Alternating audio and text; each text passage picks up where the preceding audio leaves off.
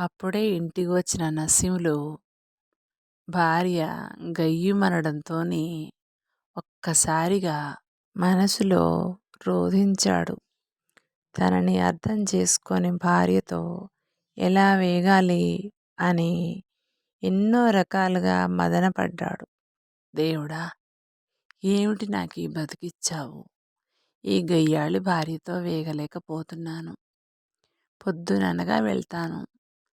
అర్ధరాత్రి వరకు కష్టపడి వస్తే నాకు గ్లాసెడు మంచినీళ్ళు కూడా ఇవ్వదు.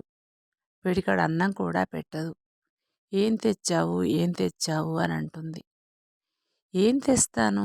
ప్రతిరోజు ఎవడిస్తాడు డబ్బులు? నెల అయితే గాని ఇవ్వడు. నెల రోజులకు ఇచ్చే జీతము అది వారానికే ఖర్చు పెడుతుంది. దానికి దాని పిల్లలకు నేను ఎటువంటి సంతృప్తి కలిగించలేకపోతున్నాను. అది రాక్షసి అవ్వడం కాదు, దాని పిల్లల్ని కూడా నా మీద ఉసిగొల్పుతుంది. పిల్లలు 16 ఏళ్ళు కూడా లేరు. మాట అంటే మాట ఎదురు చెప్తున్నారు. చెయ్యెత్తితే చెయ్యెత్తుతున్నారు. భగవంతుడా, ఏం చెయ్యాలి? ఇప్పుడు దీని నోరు ఆపేదెలా అని మనసులోనే రోదిస్తున్న నరసింహులు భార్య హుంకరించడంతోని ఉలిక్కి పడ్డట్టుగా ఏంటి? ఏమన్నావు? నాకు వినపడలే అన్నాడు. వినపడలేదా? ఎందుకు వినబడుతుంది? బాగా ఒళ్ళు తిమ్మిరెక్కింది నీకు. అసలు డబ్బులు తీసుకురాకుండా ఊరికే వచ్చి నాటకాలు ఆడుతున్నావు. నేను చెప్పానా ఇంటికి వచ్చేటప్పుడు చేతులు ఊపుకుంటూ రావద్దని అన్నది భార్య. కాదే, ప్రతిరోజు డబ్బులు ఎవరిస్తారు చెప్పు? నెల కాలేదుగా, మొన్నేగా 5వ తారీఖు వెళ్ళింది అన్నాడు నరసింహులు. నాకేం చేస్తావో తెలీదు. నాకు నా పిల్లలకి రోజు నువ్వు వచ్చేటప్పుడు కనీసం ఓ 3,000 పట్టుకురావాలి అన్నది అతని భార్య. అలాగేలే, రేపటి నుంచి అలాగే చేస్తాను. ఈ రోజుకి కాస్త అన్నం పెట్టు అన్నాడు నరసింహులు. అన్నమా ఇంకా ఏమైనానా అని అరిచి తలుపు వేసేసింది. దాంతో ఇక లాభం లేదని ఇంటిలో నుంచి బయటికి వెళ్ళిపోయి దూరంగా కూర్చుని ఆలోచిస్తున్న అతనికి ఓదార్పుగా 2 చేతులు అతన్ని పట్టుకుని లేపి తమ వెంట తీసుకుని వెళ్ళాయి. ఇక వాళ్లతో పాటు వెళ్ళి వాళ్ళు చెప్పిన పనులన్నీ చేస్తూ ప్రతిరోజు వచ్చేటప్పుడు డబ్బులు తీసుకొచ్చి భార్య చేతిలో పెట్టేవాడు. అక్కడి నుంచి భార్య కడుపు నిండా అన్నమైతే పెట్టేది కాదు, కానీ కాస్త రాకాసితనాన్ని మానేసి తెచ్చినవు తీని మొఖానికి డబ్బులు ఇగవో అని అనేది. అదేమిటే, అన్నం కూడా పెట్టవా అనేవాడు నసీములు. సాల్లే, నీకు డబ్బులు ఇచ్చినోడు అన్నం కూడా పెట్టడా? ఆడనే తిను, ఈడ నీకు నేనేమి వండడానికి తయారుగా లేను అని కసిరేది. అక్కడి నుంచి నసీములు కొత్త దారి తొక్కాడు. ఎక్కడైతే డబ్బులు సంపాదిస్తున్నాడో అక్కడే అతన్ని ఓదార్చే 2 చేతులు కూడా దొరికాయి. ఇక ఆమె దగ్గరే తినడం, ఆమె దగ్గరే ఓదార్పు పొందడం, ఇక అదే గుంపులో వారు చెప్పిన పనులు చేస్తూ డబ్బులు సంపాదించడం, తెచ్చి భార్యకి ఇవ్వడం చేసేవాడు. ప్రతిరోజు భార్య ఓదార్పు మాట కోసం ఒక్క సెకండు ఎదురు చూసేవాడు. కానీ లాభం లేకపోయింది. అనుకోకుండా ఒకరోజు గోడ దూకుతున్న నసీముల్ని పోలీసులు కాల్చేశారు. అంతే, ఆ తూట గుండెల్లోకి దిగి క్షణాల్లో ప్రాణం గాల్లో కలిసిపోయింది. అమ్మో, చచ్చాన్రా దేవుడోయ్ అనుకున్నాడు నసీములు. మాట బయటికి రాలేదు. గాల్లో కలిసిన నసీములు మాట గాల్లోనే కలిసిపోయింది. ఇక చూస్తూ ఉండగానే కొన్ని గంటల్లో అతని శరీరాన్ని పోలీసులు పోస్ట్మార్టం చేసి అతనికి ఎటువంటి అనారోగ్యం జబ్బులు లేవని, అతను ఒక ముఠా నాయకుడని, అతను ఒక దారిదోపిడి దొంగ అని అతనికి ముద్ర వేసి అతని బట్టల్లో చుట్టి భార్య పిల్లలకి పంపించారు అతని శరీరాన్ని. ఇవన్నీ చూస్తున్న నసీములు ఆత్మ, నేను చనిపోయానా? అయితే నాకిక ఏ బాధ లేదా? నా భార్య ఓదారుస్తుందేమో, నేను ఎదురు చూడక్కర్లేదా? ఓహో, ఎంతటి సౌఖ్యం వచ్చింది నాకు అనుకున్నాడు నసీములు. కానీ తెలియని ఒక ఆరాటం వచ్చింది నసీములకి. ఇప్పుడు భార్య నా శరీరాన్ని చూసి ఏం చేస్తుంది? అలాగే అరుస్తుందా? మీదపడి ఏడుస్తుందా? చూద్దాం అని ఎదురు చూస్తున్నాడు నసీములు. గాల్లోనే అతని ఆత్మ.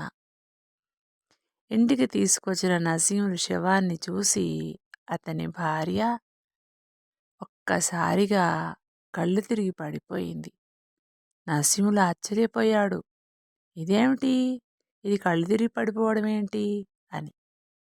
కాసేపటికి అతని పిల్లలు ఆమెకు కాస్త మంచినీళ్ళు తాగించి పక్కకు తీసుకెళ్ళి ఓఆర్ఎస్ తాగించి ఆమెను ఏడవకని ఓదార్చి తీసుకొచ్చారు. అటు ఇటు చూసి నసీములు భార్య మరో గ్లాసెడు కాస్త కూల్ డ్రింక్ నోట్లో పోసుకొని, ఓరి నాయనో, ఈ సచ్చినోడు మమ్మల్ని నట్టేట ముంచిపోయినాడు కాదు, నా పిల్లలు ఎట్లా పెద్ద పెరుగుతారనుకున్నాడో ఏంటో, వీడి దొంగ మొహం పాడైపోను, వీడు కష్టపడి సంపాదిస్తున్నాడు అనుకున్నాను, చివరికి దొంగల్లో కలిసినాడు వీడు దొంగ అయిపోవడం వల్ల పోలీసులు కాల్చి చంపినారు, వీడి మూలంగా నాకు పాడు పేరు వచ్చింది, నా పిల్లలు ఎట్ట పెరుగుతారో ఏమో, ఓరి సచ్చినోడా, నువ్వు పాడైపోను, నీ వల్ల నా ఇల్లు పాడైపోనాది కదరా అని మీద పడి ఒకటే ఏడవటం మొదలుపెట్టింది. నువ్వు సచ్చేది కాకుండా నన్ను ముఖానిద బొట్టు పట్టుకోకుండా చేసినావు కదరా అని ఏడుస్తున్నది. ఒక్కసారిగా షాక్ అయిపోయాడు నసీములు ఆత్మ. ఏమిటి, నా వల్ల చెడ్డ పేరు వచ్చిందా? రోజు డబ్బులదే అని రాక్షసి కన్నా ఎక్కువ పీక్క తిన్నది. ఇప్పుడేమో దొంగ ఏడుపులు ఏడుస్తున్నది చూడు, 4 సార్లు కూల్ డ్రింకులు తాగి అని. చూద్దాం ఇంకా ఎలా చేస్తుందో అని ఎదురు చూస్తున్నాడు నసీములు. ఇక నసీములు భార్య శవాన్ని పైకెత్తేటప్పుడు, నేను బతకను, ఓ దేవుడో నన్ను తీసుకపో, ఓ నాయనో వీడు లేకుండా నేనెట్లా ఉండా అని ఏడవటం మొదలెట్టింది. పకా నవ్వేశాడు నసీములు. నేను లేకుండా అది ఉండలేదట, ఎందుకంటే నన్ను రోజు కాల్చుకు తినటం అలవాటైపోయింది కదా, ఇప్పుడు ఇంకెవరిని కాల్చుకు తింటుంది అని నవ్వుకున్నాడు. కానీ నరసింహులకి ఒకటి అర్థమయ్యింది, ఇక నాకు దొంగతనాలు చేయాల్సిన బాధ లేదు, ఇక ఎవ్వరి మాట వినవలసిన అవసరం లేదు, ఎవరి ఓదార్పు కోసం చూడవలసిన అవసరం లేదు. ఈ పాపిష్టిది, దీనివల్లనే కదా నేను దొంగ అయ్యాను, దీనివల్లనే కదా నేను ఇలాంటి కిరాతకాలు చేశాను, ఈ పిల్లల మూలంగానే కదా నేను మనస్తాపం చెందాను, ఇక నుంచి నాకు ఏ బాధ ఉండదు, నన్నెవరూ తిట్టరు, నన్నెవరూ అరవరు, నన్నెవరూ ఇంట్లోంచి బయటికి గెంటరు, ఇంకా వాళ్ళు గెంటేదేమిటి, నేనే లోకాన్ని గెంటేశాను కదా అని గాల్లో కలిసిన నసీములు పక్కా నవ్వుకున్నాడు. అతని 2 వైపులా ఉన్నటువంటి యమదూతలు ఉలిక్కిపడ్డారు. నీకు గాని పిచ్చిపడలేదు కదయ్యా, ఏమిటా నవ్వు, మేము ఉలిక్కిపడి చచ్చాం అన్నారు.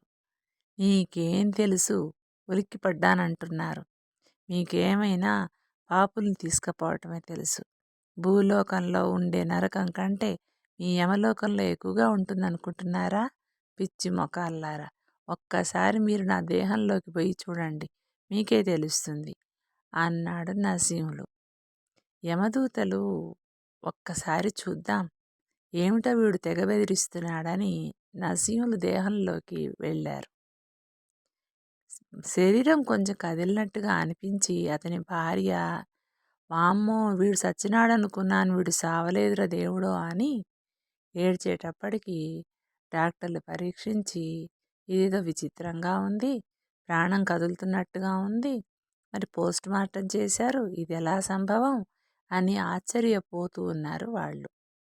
ఈలోగా నసీములు భార్య, దొంగ సచ్చినోడా, చచ్చినట్టు నాటకం ఆడుతున్నావా, డబ్బులు తేవాల్సి వస్తుందని, నాకు నువ్వు నిజంగా సచ్చి కాలి బూడిదైనా సరే ఏ రోజు డబ్బులు ఆ రోజులు తేవాల్సిందే, నువ్వు దొంగతనమే చెయ్యి, దొంగలకు ఊడిగమే చెయ్యి, నాకు అనవసరం అని మనసులో తిట్టుకోవటం విన్న ఆ యమకింకర్లు, బాబోయ్ మనం కాదు యమదూతలం, ఇదే మనకు యమదూతలందరికీ పెద్ద నాయకురాలు అని ఒక్కసారిగా అక్కడ మాయమై మళ్ళీ నసీములు పక్కన వచ్చి కూర్చున్నారు. వచ్చిన వాళ్ళందరూ చూసి, నీకేమైనా పిచ్చి పట్టిందా అమ్మ, పోస్ట్ మార్టం చేశాం, అన్నీ చేశాం, కదులుతుందంటావేంటి, ఎక్కడ కదిలింది అని అడిగారు అందరూ. దాంతో అందరూ ఏదో భ్రమపడ్డామని అనుకొని నరసింహులు శవాన్ని ఇక చివరి ప్రయాణానికి సిద్ధం చేసి అగ్నికి ఆహుతి చేశారు. నరసింహులు తెగ సంబరపడ్డాడు.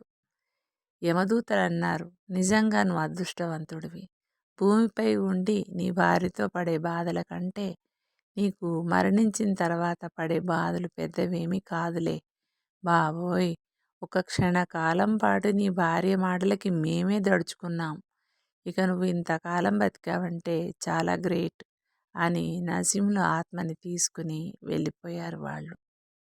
ఇంతటితో ఈ కథ సమాప్తం.